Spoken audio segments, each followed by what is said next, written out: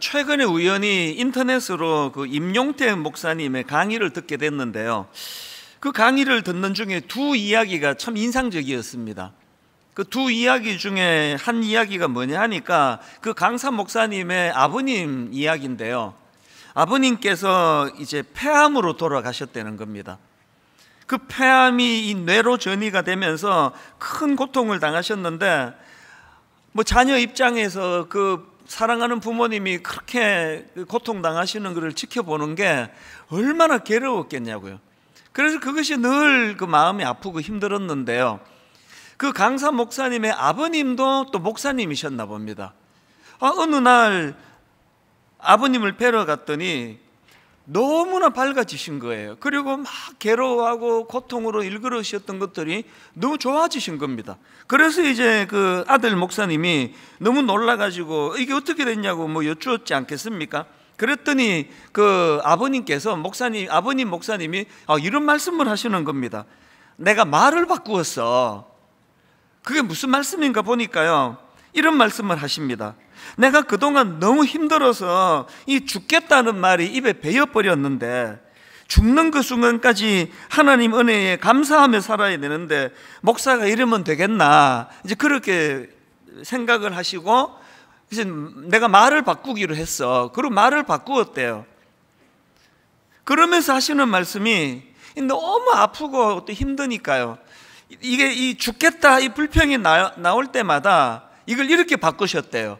아이고 죽겠다가 나오면 아이고 죽게 있다, 아이고 죽게 있다. 그래서 죽겠다를 죽게 있다로 그렇게 바꾸셨대요. 그런데요, 놀라운 게 그렇게 그거 살짝 바꾸어서 계속 고백을 했더니 마음에 기쁨이 오고 또 몸도 달라지고 얼굴도 달라지시고, 그래서 그 오랜만에 아들 목사님이 딱 보기에 아버지 뭐가 달라지셨어요. 그게 참 인상적이었습니다. 그 강사 목사님이 말씀하시기를 그렇게 이제 아버지께서 투병하시다가 오래 이제 지내지 못하시고 하나님께서 불러가셨는데요, 그날의 그 아버지 말씀이 자기에게 이게 유언처럼 됐다는 거예요. 그리고 그 말씀을 하시는, 그 기뻐하시는 아버지의 모습이 머릿속에서 각인이 돼서 떠나지가 않는다는 겁니다. 그 인간이 가진 언어, 이 말투, 말의 습관, 이게 얼마나 중요한가를 알 수 있게 하는 그런 내용이고요. 또 그런가 하면 이제 또 한 가지 이야기를 더 제가 들었는데, 영국 출신의 선교사입니다. 스탠리 존스 선교사님이라고요.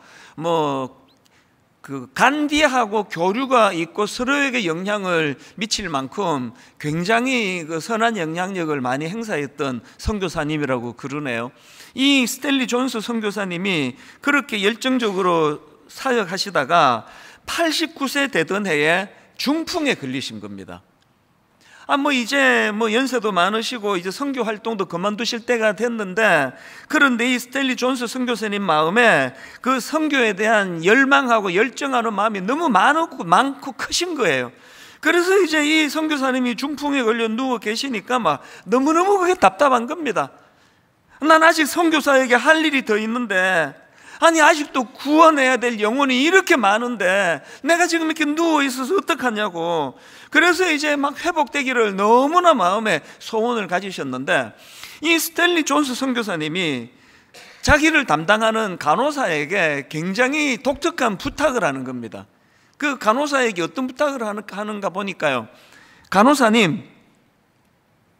간호사님이 제가 누워있는 병실을 들어올 때마다 저한테 이렇게 말씀해 주세요. 스탠리 존스, 일어나 걸으시오. 이렇게 말해달라는 겁니다.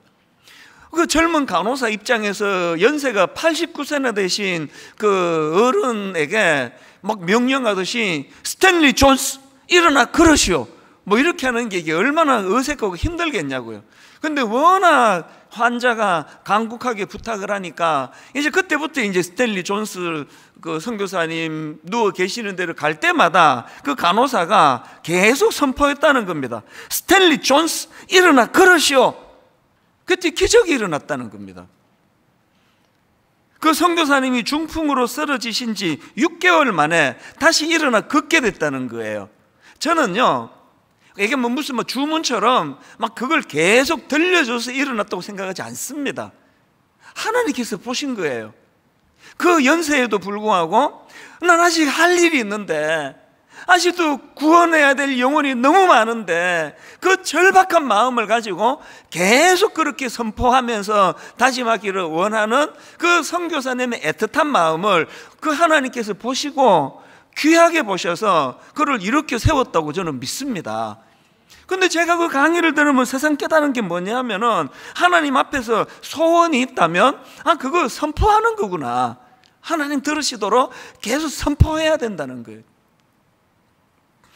이렇게 인간이 가진 언어 습관이 이 이거 어떻게 사용하느냐가 그 인생에 굉장히 중요한 영향을 미친다는 그 내용의 강의를 제가 들으면서 옛날에 제 생각이 나는 겁니다. 사실 이거 저도 경험한 거거든요. 처음 이민 갔을 때 너무너무 초라했던 저 아닙니까?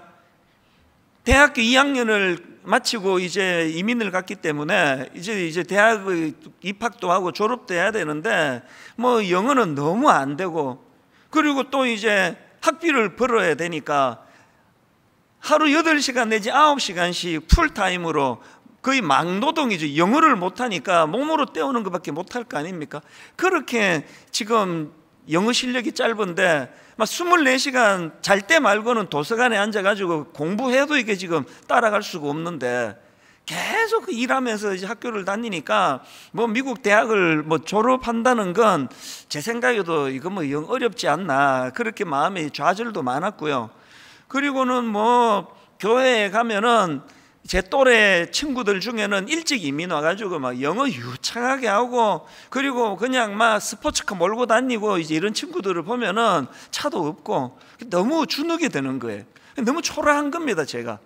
그럼 옷인들 유명 상표 옷을 입을 수 있었겠습니까? 가장 싼 그 당시로 이런 그 월마트 같은 곳에 가가지고, 그때는 월마트도 없었습니다. 그런데 가서 제일 이제 싼 거 입으니까요. 그래서 이제 딱 두 종류더라고, 싼 옷이. 계속 입으면 입을수록 늘어나는 옷이 있고요, 반대로 계속 입으면서 빨면 빨수록 또 주는 옷이 있어요. 이게 둘 중에 하나예요. 얼마나 창피하고 부끄럽고 또 열등감도 많고 그랬는데, 여러분, 한국에서 유명한 목사님이 부흥회를 오신 거예요. 그 부흥회 때 말씀 하나를 제가 받았거든요. 그 말씀이 민수기 14장 28절, 그들에게 이르기를 여호와의 말씀에 내 삶을 두고 맹세하노라, 너희 말이 내 귀에 들린 대로 내가 너희에게 행하리니. 이 말씀이 저를 살렸습니다. 저는 지금도 확신합니다. 뭐냐 하니까요, 설교 한 편 잘 들으면 인생이 변할 수 있는 거 내가 겪은 거예요. 제가 그 부흥회에서 은혜를 받고 이 말씀을 마음에 담고, 그리고는 이제 그때부터 선포하기 시작한 거죠. 막 스포츠카 몰고 다니는 그 친구 만나면 이제 그 친구한테는 내가 말로 하면 안 되고요, 저 하나님 들으시라고, 하나님 들어야 네 말이 내 귀에 들린 대로 해준다 그러니까 계속 마음으로 선포했습니다. 네가 보기에 지금 좀 초라하지? 근데 있잖아, 10년 뒤에 내가 어떻게 되는지 한번 두고 볼래? 계속 그걸 선포했어요. 나 이렇게 안 끝내. 우리 아버지가 기도하다가 돌아가셨는데 10년 뒤에 나 어떻게 되는지 너 한번 두고 봐. 계속 만날 때마다 마음으로 선포를 했거든요. 그런데 여러분, 이게 우연인지 하나님의 섬세하심인지 모르겠지만요, 그렇게 막 선포할 때가 23살 83년도예요 딱 10년 뒤 93년은요 제가 사랑의 교회에 옥하는 목사님께 발탁이 돼가지고 청소년 사역을 시작하던 해입니다. 딱 10년 뒤에. 그리고 그 이후로 저의 삶을 되돌아보면은 항상 너희 말이 내 귀에 들린 대로 그대로 해주시겠다, 그 말씀이 항상 제게 굉장히 중요한 영향을 미칩니다. 그래서 아까 연로하신 아버님 목사님은 아이고 죽겠다 할 때마다 아이고 죽게 있다 그러듯이, 제가 초라해지고 마음이 힘이 들고 부담이 되면 저는 계속 선포하기를 원해요. 너희 말이 내 귀에 들린 대로 그대로 해주기 원한다. 이거 기도 아닙니까? 기도. 기도 시간에 계속 하나님 앞에 그 스탠리 존스가 참 89세 어른인데도 불구하고 난 이렇게 지금 누워있으면 안 된다고, 그래서 간호사 보고 스탠리 존스 일어나 걸으시오, 나 볼 때마다 이렇게 얘기해 달라고 부탁하는 그 의욕, 삶의 의욕, 이거 배워야 되는 거 아닙니까?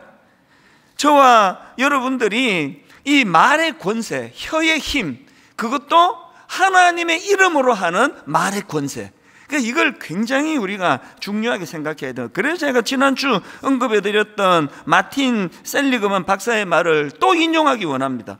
행복해지고 싶다면 낙관주의자가 되어야 되고, 누가 낙관주의자입니까? 어떤 사람이 죽겠다 그럴 때 죽게 있다, 이게 낙관주의자예요. 행복해지고 싶다면 낙관주의자가 되어야 하고, 낙관주의자가 되기 위해서는 언어 습관을 고쳐야 한다.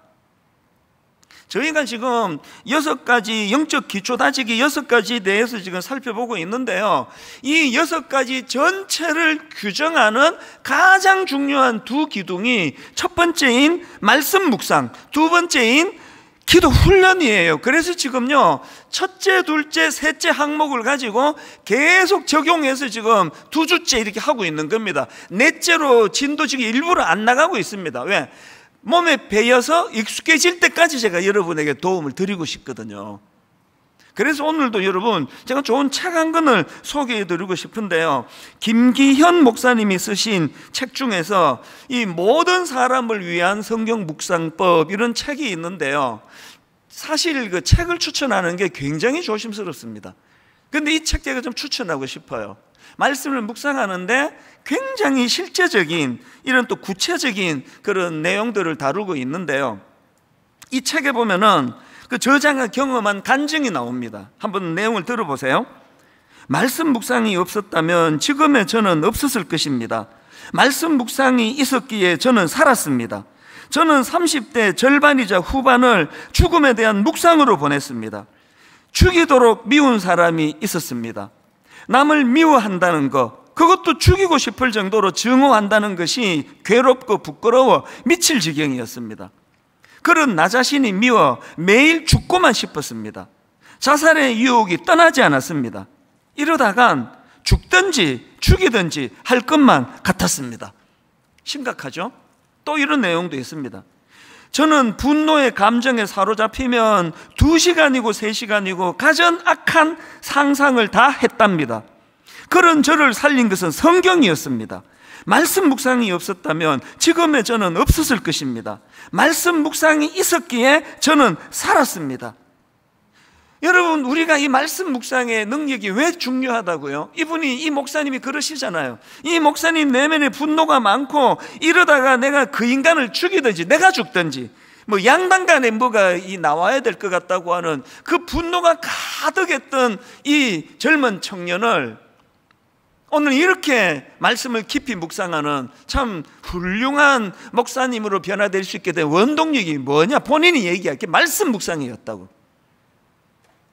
여러분, 언어 습관을 고치는데 말씀 묵상이 왜 중요한지 아십니까? 우리 지난주 살펴본 말씀 아닙니까? 마태복음 12장 34절, 독사의 자식들아 너희는 악하니 어떻게 선한 말을 할 수 있느냐. 그 다음 보세요. 이는 마음에 가득한 것을 입으로 말함이라. 우리가요 그냥 위선으로 고상하게 이렇게 말하는 거요, 한두 번은 되는데 툭툭 튀어나와요. 못 감춥니다. 예수님이 말씀하신 그대로예요. 그 사람 속에 든 게 나온다는 거예요. 말씀 묵상을 왜 해야 된다고요? 선한 걸 넣어야 선한 게 나오니까. 누가 말의 권세를 모르느냐고요. 누가 긍정적으로 좋게 말하면은 그거 좋은 거 항상 세워주고 격려해주면 그게 그 사람이 존경받는 조건이라고 누가 모르느냐고요. 들어있는 게 악한 거기 때문에 항상 악한 게 나온다는 거거든요. 그렇기 때문에 자꾸 부정적으로 말하기 좋아하고, 그 남들에 대해서도 그 대화법을 들어보면은 참 어린애 같은 사람이 있어요. 상대방 깎아내리고 자기 올리고, 상대방 깎아내리고 자기 올리고, 자기만 올리기 심심하면 상대방 깎아내리고 자기 아들 올리고, 계속 이런 사람들이 있어요. 그 어린애예요, 어린애. 어떻게 해야 된다고요? 말씀을 묵상하는 거예요.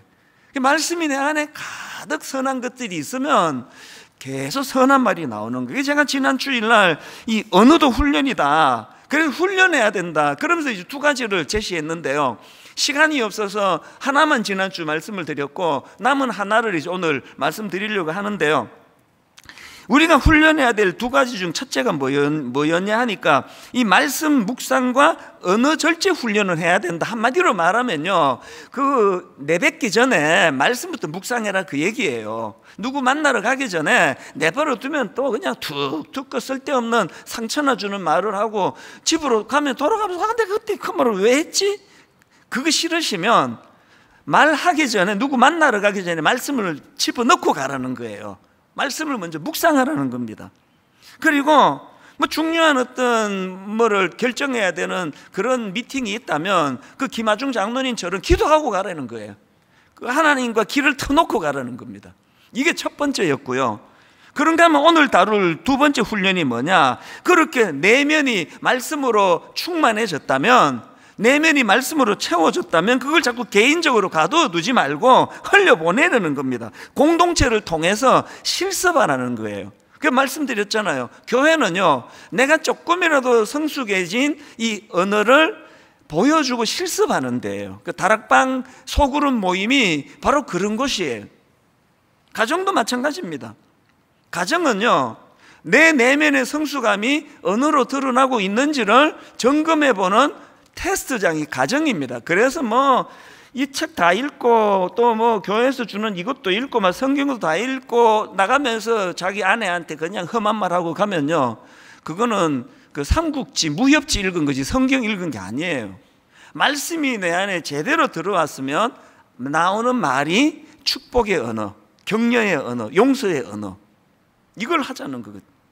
오늘 본문도 똑같은 원리입니다. 오늘 본문 골로새서 3장 16절 17절, 그리스도의 말씀이 너희 속에 풍성히 거하여, 이게 지금 전제로 나오는 거 아닙니까? 이게 먼저 그리스도의 말씀이 너희 속에 풍성히 거하여, 그리고는 그 다음에 모든 지혜로 피차 가르치고 권면하며 시와 찬송과 신령한 노래를 부르며 감사하는 마음으로 하나님을 찬양하고, 또 무엇을 하든지 말에나 일에나, 이게 또 나오잖아요. 말에나 일에나 다 주 예수의 이름으로 하고 그를 힘입어 하나님 아버지께 감사하라. 지금 16절 17절에서 나오는 이 모든 선한 일을 도모하기 위해서는 뭘 제일 먼저 해야 됩니까?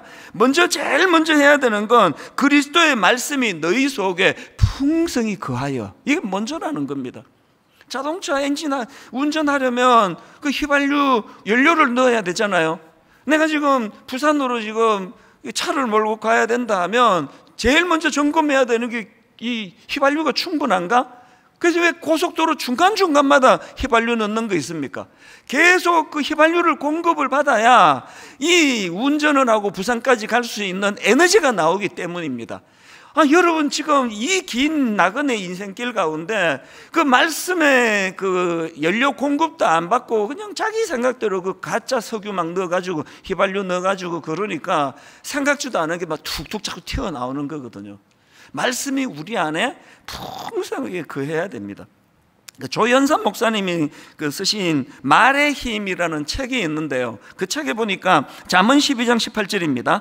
칼로 찌름같이 함부로 말하는 자가 있거니와 지혜로운 자의 혀는 양약과 같으니라. 여기 나오는 양약이라는 이 단어는 히브리어로 마르페라는 단어인데요, 똑같은 단어가 한 군데 더 나옵니다. 잠언 15장 4절, 온순한 혀는 곧 생명나무지만, 여기 나오는 온순한 혀 할 때 온순한, 이게 히브리어로 마르페예요. 이 마르페라는 단어가 지금 두 군데 같이 나왔는데요, 이 단어의 어원은 치료라는 뜻을 가진 라파입니다. 라파는 들어보지 않으셨어요? 구약의 그 하나님의 성품에 따라서 이름이 여러 개가 나오는데 여호와 라파, 그거는 하나님의 치료하시는 능력을 강조할 때 부르는 이름 아닙니까? 여호와 라파 할 때 라파예요. 그러니까 여러분, 지혜로운 자의 혀는 양약과 같다, 이게 라파. 그 다음에 온순한 혀는 생명나무 같다, 이 라파. 이 뭘로 의미합니까? 우리가 주님 안에서 지혜롭고 성숙한 사람이라면 우리가 나누는 대화에는 치료 요소가 흘러나온다는 거예요. 저희 어머니는 시골 분이시고 초등학교밖에 안 나오신 분이잖아요. 뭐 그 당시는 다 그랬으니까요. 그런데 내가 어릴 때 참 신기한 게 있었어요. 그 중고등학교 때, 그때는 정말 선생님들이 너무 하셨어요. 뭐 열받으면 막 주먹으로 막 때리기도 하고, 막 몽둥이로 막 엉덩이가 막 피가 배일 정도로 그렇게 두들겨 맞고 그러면 상처를 받죠. 막 분노가 생기죠. 그래가지고 너무 억울한 일을 당하고 상처받고 그렇게 집에 가가지고 어머니한테 막 울면서 막 그 이야기를 일러 바치고 나면 신기하게 치료가 되는 거예요. 몇 말씀 하지도 않으시는데 그 몇 말씀 툭툭툭 던져주시는데 다 치료가 되는 겁니다. 이게 어떻게 된 거야? 우리 어머니가 뭐 상담 공부를 하셨나? 우리 몰래 어디 대학원까지 나오신 거 아니야? 그게 아니고요. 저는 본문에서 그 답을 찾은 겁니다. 어디서 답을 찾았다고요? 하나님 앞에서 우리가요, 잠언 12장 18절 3번 얘기입니다. 함부로 말하는 사람의 말은 비수 같아도 지혜로운 사람의 말은 아픈 곳을 낫게 하는 이 약효가 흐른다는 거예요. 다시 한번 들어보세요. 함부로 말하는 사람의 말은 비수 같아도 지혜로운 사람의 말은 아픈 곳을 낫게 하는 약이다. 이 두 극단적인 일이 동시에 일어나는 곳이 그게 교회예요. 교회에서 끊임없이 그 함부로 말하는 사람 때문에 비수를 꽂는 일들이 계속 일어나고요. 그런가 하면은 또 지혜로운 사람들로 인해 가지고 그 안에서 아픈 곳을 낫게 하는 약효가 있습니다. 이 교회고 또 하나 가정이에요. 가정이 두 가지가 동시에 일어납니다.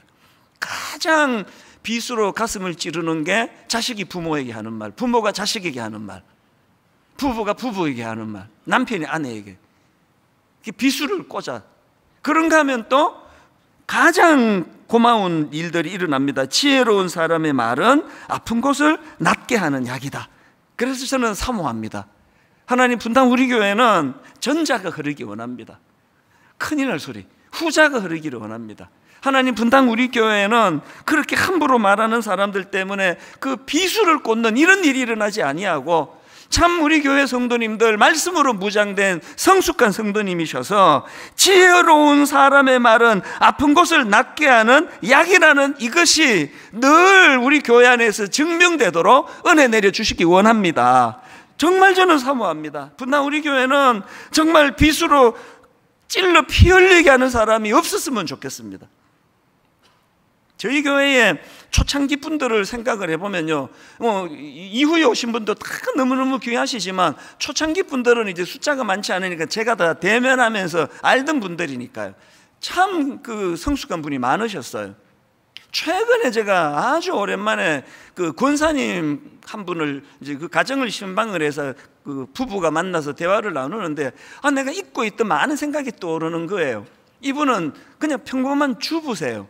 그런데요, 틈틈이 이제 책을 읽고 공부를 하고 또 상담 공부도 계속 하시고 그래서 이제 제가 이제 담임 목사로 있으면 그냥 좀 어려운 일이 있으면 이제 교구 목사님을 찾아가서 이제 기도 부탁하고 하시는데요. 너무나 힘들고 어려울 때는 이제 담임 목사를 가끔씩 찾습니다. 그러면 이제 그분을 뵙고 대화하고 상담을 하다 보면 그 상처가 너무 깊어가지고 이거 한번 기도해 드리고 상담해 드려서 이게 나아질 거리가 아니다 하면 놀랍게도 저는요 여러 번 그 권사님에게 의뢰를 했어요. 목사님에게 안 하고. 왜? 몇 번이나 그런 검증이 있었거든요. 그래서 이 권사님이 이제 그분을 만나서 대화하고 상담해주고 그러면 그 깊은 병으로 고통하던 사람이 낫는 거예요. 치료가 되는 거예요. 이게 너무 감사한 일인 거예요. 어떻게 이런 일이 가능했을까 보니까 창세기 12장, 잠언 12장 18절 말씀 그대로예요. 지혜로운 사람의 말은 아픈 곳을 낫게 하는 약이다. 딱 작년 이맘때 같은데요, 그 프로가 지금 없어졌지만 백종원의 골목식당이라는 프로가 있었지 않습니까? 그 주에 제가 그 프로를 보고 우리 교역자들을 다 모아놓고 이거 다 봐라, 꼭 봐라. 볼 수 있는 그게 집에 뭐 그런 프로그램이 없으면 뭐 옆집에 가서라도 꼭 봐라, 이거 봐야 된다.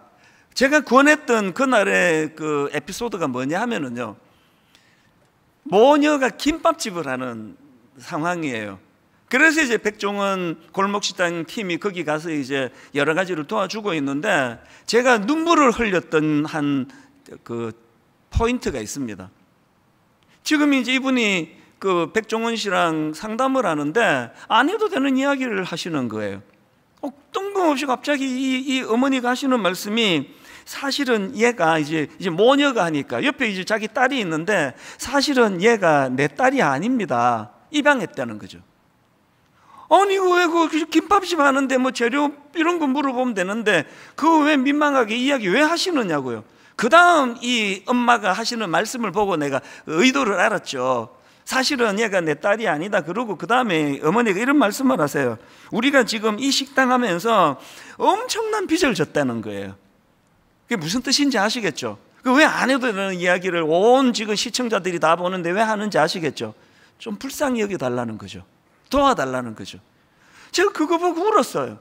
그래서 제가 전 교역자들을 다 모아놓고, 지금 우리 성도님들이 이 목사들한테 와서 기도 부탁하고 할 때 이게 얼마나 절박하고 절실한 거겠냐고, 그런 기도 부탁을 할 때 우리가 그 애틋한 마음을 가지고 그걸 헤아릴 줄 알아야 된다. 그러려면 어떻게 해야 되느냐. 제가 오늘 이 말씀을 준비하다가 불쑥 그 생각이 떠오른 거예요. 여호와 라파, 성도들이 목사님을 만나가지고 기도 부탁을 하면은 그 목사님이 너무너무 사랑하는 마음을 가지고 기도할 때 그 입술을 통하여 하나님, 이 성도님 치유하여 주시옵소서, 그렇게 기도할 때 거기에 회복의 능력이 좀 나타나기를 원한다는 거예요. 그 좀 이런 게 나타나는 교회가 되기를 원한다는 거거든요. 저는 진짜 하나님 앞에 사모합니다. 그래서 저는 지난 주간에 에스겔 37장이요. 자, 에스겔 37장 1절입니다. 여호와께서 권능으로 내게 임하시고 그의 영으로 나를 데리고 가서 골짜기 가운데 두셨는데 거기 뼈가 가득하더라. 지금 에스겔이요, 성령의 인도함을 받아가지고 골짜기 가운데서 그 아래를 보고 있는데 뼈들이 가득한 거예요. 환상 중에 이거를 보고 있는데 주님이 물으십니다. 이 뼈들이 살아나겠니? 에스겔이 자신이 없어가지고요, 애매모호하게 답을 해요. 주님께서 하십니다. 그래서 이제 주님이 명령을 하시거든요. 이 마른 뼈들에게 너 입술로 선포해라. 이런 내용을 다루고 있는 게 에스겔 37장인데요. 저는 에스겔 37장에서 제일 빈번하게 나오는 단어 하나에 주목하는 거예요. 에스겔 37장에 제일 빈번하게 나오는 단어가 대언하라예요. 대언하라. 자, 한번 몇 구절 읽어드릴게 보십시오. 에스겔 37장 3절부터 5절입니다. 그가 내게 이르시되 인자야, 이 뼈들이 능히 살 수 있겠느냐 하시기로 내가 대답하되 주 여호와여, 주께서 아시나이다. 또 내게 이르시되 너는 이 모든 뼈에게 대언하여 이르기를 너희 마른 뼈들아 여호와의 말씀을 들을지어다. 주 여호와께서 이 뼈들에게 이같이 말씀하시기를 내가 생기를 너희에게 들어가게 하리라. 너희가 살아나리라. 또 7절, 이에 내가 명령을 따라 대언하니 대언할 때에 소리가 나서 움직이며 이 뼈 저 뼈가 들어맞아 뼈들이 서로 연결되더라. 그리고 9절 10절, 또 내게 이르시되 인자야, 너는 생기를 향하여 대언하라. 생기에게 대언하여 이르기를 주 여호와께서 이같이 말씀하시기를 생기야, 사방으로부터 와서 이 죽음을 당한 자에게 풀어서 살아나게 하라 하셨다 하라. 이에 내가 그 명령대로 대언하였더니 생기가 그들에게 들어가매 그들이 곧 살아나서 일어나서는데 극히 큰 군대더라. 여러분, 지금 하나님과 에스겔이 서로 주거니 받거니 하는 흐름이 읽혀지십니까? 지금 에스겔과 하나님이 주거니 받거니 하는 그 안에서 여호와 라파, 치료하시는 하나님의 역사를 너의 입을 통해서 대언하여 선포할 때에 그 역사가 나타난다는 거예요. 여러분, 하나님 말씀은, 그리고 하나님의 말씀에는 죽은 것을 살리는 능력이 내포되어 있는 줄로 믿습니까? 여러분, 믿으십니까? 그거를 대언해서 선포하라는 거예요. 믿는다면, 그 믿음이 있다면 오늘도 이 말씀의 강력함이 믿는 우리들에게 어떤 사명을 주시는 겁니까? 어느 현장으로 가기를 원합니까? 어떤 문제를 만나 죽겠다는 그 현장을 가서 대언하라는 거예요. 예, 혹은 우리 입으로 한다면, 권사님 힘든 거 알겠는데요, 죽겠다가 아니라 죽게 있다라고 선포할 때입니다. 이걸 대언하라는 게 대언. 여러분, 분당 우리 교회는 정말 생명을 살리는 공동체가 됐으면 좋겠습니다. 베드로와 같은 선포가 이곳저곳에서 터뜨려지는 교회가 되기 원합니다. 베드로가 이르되 은과 금은 내게 없거니와 내게 있는 이것을 너에게 주노니 나사렛 예수 그리스도의 이름으로 일어나 걸어라. 목사의 것만 아니고 설교할 때만 하는 선포 아니고 우리들의 삶의 현장에서 다락방 소그룹 모임 안에서 지쳐있는 수많은 성도들 앞에서 나사렛 예수 그리스도의 이름으로 일어나 걸어라, 이 말씀이 대언되어지는 그런 교회가 되기를 원합니다. 그런가 하면은 에베소서 4장 29절을 보십시오. 무릇 더러운 말은 너희 입 밖에도 내지 말고 오직 덕을 세우는 데 소용되는 대로 선한 말을 하여 듣는 자들에게 은혜를 끼치게 하라. 여기에 나오는 선한 말을 하여 할 때 선한, 이게 히브리어로 노암이라는 단어인데요, 기쁨을 주는, 친절한, 은혜스러운, 이런 뜻이 내포된 단어랍니다. 그래서 공동번역은 이렇게 번역합니다. 남을 해치는 말은 입 밖에도 내지 마십시오. 오히려 기회 있는 대로 남에게 이로운 말을 하여 도움을 주고 듣는 사람에게 기쁨을 주도록 하십시오. 여러분, 우리 교회가 꿈꾸는 소원이 이거예요. 교회 안에서 치료의 역사가 일어나기 원합니다. 목사의 말 속에서 하나님 향한 기도 속에 환자들이 치유되고 상한 마음이 치유되는 능력이 일어나기를 원합니다. 그와 똑같이 소원합니다. 이렇게 살맛 나지 않는 세상에서 그냥 엿새 동안 우울하게 짝이 없는 세상을 사는 성도님들에게 분당 우리 교회가 기쁨을 주는 교회가 됐으면 좋겠어요. 예배 드리고 가면은 막 뭔지는 모르겠는데 막 기분 되게 좋네, 왜 이래? 날씨도 흐린데. 기쁨을 주는 교회. 제가 이번에 다락방을 개강하면서 두 가지 목표를 가지기 시작했어요. 우리 다락방 공동체는, 소그룹은 두 가지를 구현한다. 재미와 의미. 의미와 재미. 둘 중에 하나만 있으면 안 돼요. 의미는 있는데 재미가 없다. 그 다음 주도 안 가요. 재미는 있는데 의미가 없다. 타락한 모임이에요. 의미와 재미, 재미와 의미. 그래서 제가 우리 교역자들 다 모아놓고 그 농담으로 한 얘기죠. 농담 반 진담반으로, 아니 그 교회에서 목사들이 그 모임을 그렇게 재미없게 하면 어떡하냐, 그 범죄 행위다 그거. 안 그래도 그 재미없어 하는 사람한테 그래서 재밌게 해야 된다, 무조건 재밌게 해야 된다 그랬더니 모든 교역자들이 한 마음으로 똑같이 저를 쳐다봤습니다. 당신은? 사실 여러분, 교회는 즐거워야 돼요. 제가 20대 때 저를 살려준 건 하나님이시고요, 저를 살려준 기관은 교회예요. 그래서 정말 그 이민생활에 영어도 못하는 뭐가 재밌겠습니까? 그렇게 이제 학교 졸업하고 먼 지역에서 조그마한 이제 비즈니스를 시작했는데요, 장사도 잘 안 되고 막 이럴 때는 막 답답한데요, 그렇게 이제 저녁 7시에 문 닫고 나면 집으로 안 가요. 훨씬 더 먼 데 자리 잡고 있는 교회로 가요. 그때 청년부 다 해봐야 열 몇 명도 안 될 때거든요. 너무너무 재밌는 거예요. 성경 공부만 한 거 아니에요. 피자 먹으러도 가고 테니스도 치고 낄낄거리고 깔깔거리고 막, 그게 저를 살려줬어요. 그때 우리 그 이민교회 청년부를 그 회장님으로 섬겼던 부부가 있었는데, 지금도 한 35년이 지났는데 지금도 이름이 잊혀지지 않아요. 이효성 장로님. 지금은 장로님이 되셨는데 그때 집사님이에요. 맨 처음에 제가 이분을 잊지를 못해요. 그 교회 처음 가가지고요, 예배가 다 끝났는데 전부 다 이제 낯선 사람이면 다 자기들끼리 권사님 호호 막 그러고 하는데 나 아는 사람이 아무도 없어요. 너무 외로워가지고 화장실 옆에 그냥 이렇게 웅크리고 있었어요. 여러분, 예배 마치고 그냥 권사님 호호하지 말고 꼭 화장실 옆에 서 있는 사람 체크해야 돼요. 그 처음 온 사람이에요. 그렇게 어색해 있는데요, 이 이호성 집사님이 제게 다가오신 거예요. 보니까 형색도 남루하고, 그래서 그 처음 오셨군요. 그러면서 그때부터 이분이 저를 섬겨주시는데요, 주일날이 지나 주일날 오후가 되면 예배가 마치면 꼭 자기 집으로 저를 데리고 가요. 저는 20대니까. 그래갖고 그 뒷마당에서 LA 갈비 구워가지고 꼭 이렇게 대접하고, 그분 생각에 이 사람이 뭐 갈비들 먹을 수 있겠나 그런 생각을 했는 것 같아요.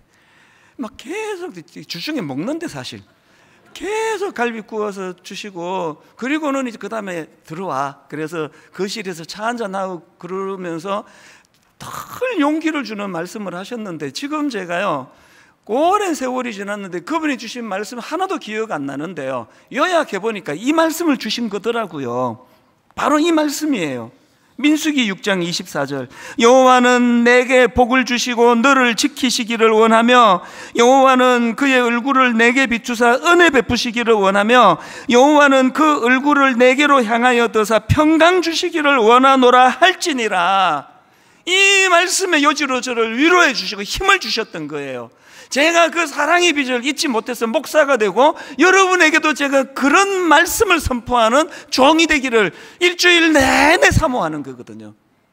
여러분, 이런 은혜가 넘치는 그런 교회가 되기를 원한다면 오늘 본문 골로새 3장 16절, 그리스도의 말씀이 너희 속에 풍성히 거하여. 결론을 이렇게 맺기 원합니다. 여러분, 우리 영적 기초다지기 6가지 중에 첫 번째 말씀 묵상, 두 번째 기도 훈련, 이거는 기초 중의 기초입니다. 하셔야 됩니다. 여러분, 내가 또 이것도 손에 듭니다. 하루 한 구절 묵상 핸드북. 아이고, 저 목사는 그냥 지치지도 않나? 지쳐요. 좀 하시라고. 프린트 하셔가지고 한번 해보세요. 말씀을 묵상하시고. 그래서 저는 결론으로요, 요한복음 5장 25절, 진실로 진실로 너희에게 이르노니 죽은 자들이 하나님의 아들의 음성을 들을 때가 오나니 곧 이때라. 듣는 자는 살아나리라. 비행기 탈 때마다 제가 감동을 받는다 그랬잖아요. 맨 처음에 안내 영상, 비행기가 추락하거나 바다에 빠지거나 그러면 생명선이 뚝 떨어지는데 산소 마스크, 연약한 아이나 연약한 장애인들에게 해주기 전에 먼저 당신이 써라. 당신이 먼저 써서 산소를 공급받아라. 그리고 약자들을 도와라. 여러분, 말씀으로 듣는 자가 살아나리라. 여러분, 살아나셔야 돼요. 여러분, 회복되셔야 합니다. 여러분이 회복돼야 여러분 자녀들을 섬길 수 있고 도울 수 있고 살릴 수 있습니다. 오늘 이 말씀을 총 정리하면서 우리 이 찬양, 주님 말씀하시면 내가 나아가리다, 주님 뜻이 아니면 내가 멈춰서리다. 말씀의 말씀. 하나님, 말씀으로 내가 먼저 살아나기 원합니다. 그리고 살리는 인생 되기 원합니다. 가사를 생각하시면서 우리 한번 이 찬양 같이 불러봅니다. 주님 말씀하시면